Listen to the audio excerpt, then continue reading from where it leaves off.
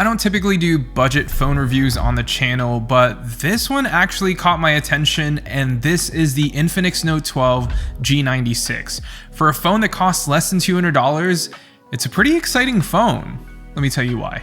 So up front, the Infinix Note 12 G96 features a 6.7-inch Full HD AMOLED display that features great colors with decent outdoors visibility. It's not the best display that I've used, obviously, but for a budget device, this is good enough. Now, don't get me wrong, I would have loved to have a 90Hz panel on here, since 60Hz on Android is kind of a wash and feels very jittery in some scenarios, but yeah, having 90Hz would have been awesome for a phone that's marketed towards mobile gamers.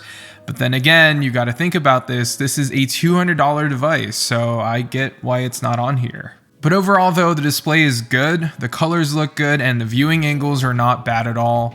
Now, I also gotta mention that this phone does pack stereo speakers and they sound loud, but it is missing that fullness or that low-end bass from more expensive phones.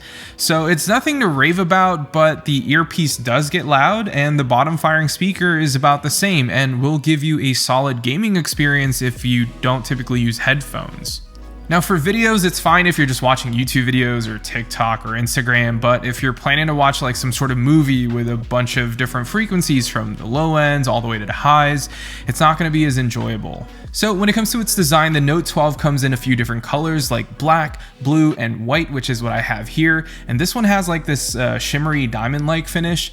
It looks pretty good in person and doesn't attract fingerprints, which is actually really nice. Now, the back of the phone is made out of plastic, which is to be expected for its price, and the phone also barely weighs anything, which actually might be a good thing for those looking to game on this for hours on out. I think if it was a lot heavier with more premium materials, it would have been a bit more uncomfortable for longer gaming sessions, but yeah, it's a budget phone like I keep saying, and since this phone isn't made out of, super premium materials, there's really nothing to rave about here on the design front, but if you look at the display, there is a waterfall notch up front, and then a pretty basic camera array on the upper left side of the phone on the back, and we'll talk about those cameras here in a bit. But I will say though, the fact that this packs a 5,000 milliamp hour battery inside and it doesn't weigh like a brick is pretty impressive.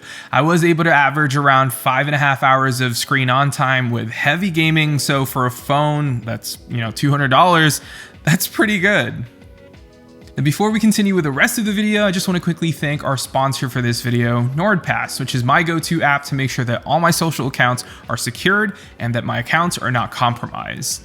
And here's a crazy story for you guys. Just a couple of weeks ago, I got a few emails saying that someone's trying to access or reset my Facebook, my Twitter, and my PayPal account, which is pretty odd because the email came in past midnight and I was already asleep. But luckily I was using NordPass, so I was able to create a very secure password for all my accounts, and I can store it all in one place, and I can log in quicker since it has that autofill feature on my phones or my computer. Now, the app will even tell you if your accounts or credit card info has been leaked, so you can change your passwords immediately.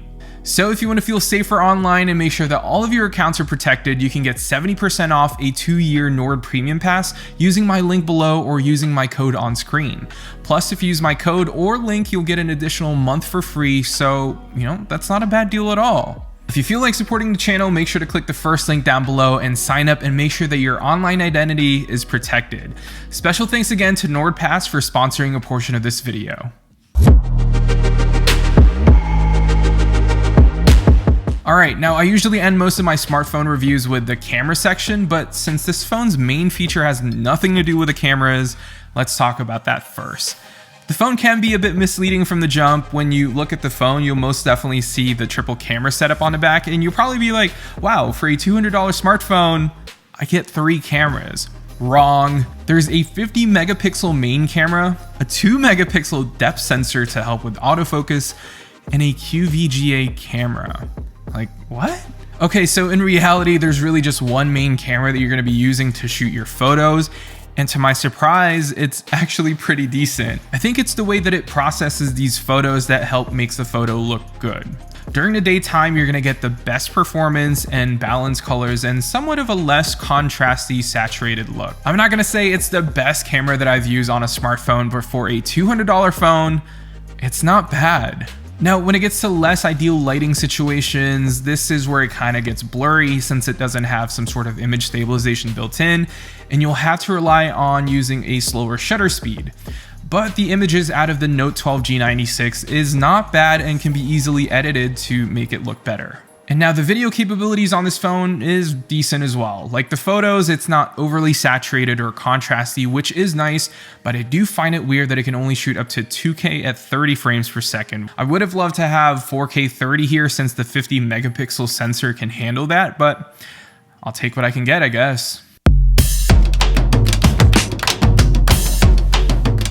Alright, so to wrap up this review, I want to quickly talk about its performance. The Note 12 G96 was presented to us reviewers as a budget gaming phone, and for what it is, it performs really well. As an example, if I had $200 to spend on a phone and needed something that can do, the most simple tasks like web browsing, emails, and even some gaming, this would 100% be my top choice for a couple of reasons. One, the MediaTek Helio G96 processor here is new and it's supposed to be built for gaming in mind. And without getting too technical, I ran Asphalt 9, which is my go-to game on the go, and a bit of Call of Duty Mobile and Genshin Impact, and I just can't believe just how good these three games performed on a $200 phone. I didn't feel like that the graphics looked bad or even feel that the frame rate dropped significantly, but playing these games are actually decent and doesn't feel glitchy or jittery unlike some budget phones that I've tried in the past. Now, I'm not gonna lie, there were some stutters after about an hour or so of gaming, but it wasn't too bad to a point where it would make the game unplayable. It wouldn't happen too often either, but if it did, it would only happen for a second and it'd be back to normal. So overall, performance on the gaming side is solid, and if you can pick up a cheap Bluetooth controller, this would for sure be a killer on-the-go gaming device if you're on a budget. But yeah, that's the Infinix Note 12 G96. It's a phone that costs less than $200, and despite the spec sheet looking mediocre, it's actually a really decent phone that you can buy for someone or for yourself if you're on a tight budget. Anyways, don't forget to hit that subscribe button if you did like this video. We're trying to get to 50K by the end of the year, and I think with your help, we can get there quicker. Anyways, thank you all so much for watching, and yeah, I'll see you all in the next one.